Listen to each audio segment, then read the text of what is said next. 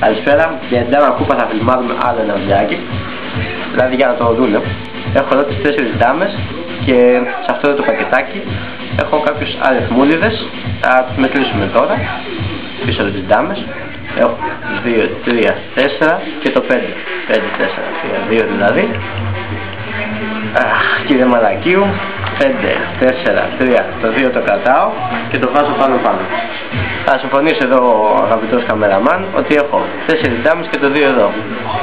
Αν το βάλω εδώ, στη σωστή του θέση δηλαδή, με ένα που κάνει και ο τερερές, έρχεται πάνω. Μ' άρεσε το τερερέ, γι' αυτό το χρησιμοποιώ.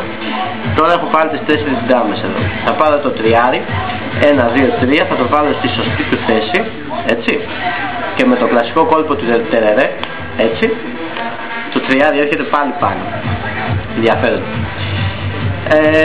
Τώρα να μετρήσουμε λίγο τα φύλλα ξανά. Έχω 1, 2, 3, 4 ντάμες. Εδώ συμφωνούν όλοι, νομίζω συμφωνείς και εσύ, Προφανές. Μη σου κάνετε όλη αυτορία, ξέρω εγώ τι κάνεις. 4 ντάμες εδώ και παίρνω το τεσσάρι. 1, 2, 3, το βάζω στη σωστή του θέση 4. Με το έτσι, το τεσσάρι έρχεται πάλι πάνω. Και τώρα φυσικά να μετρήσουμε μήπως υπάρχει αμφιβολία. Είναι 1, 2, 3 και η τέταρτη ντάμα μας. Και τις ρίχνω όλες πάνω από το πενταράκι. Το παίρνω. Ένα έτσι. Αυτό ήταν το κόλπο.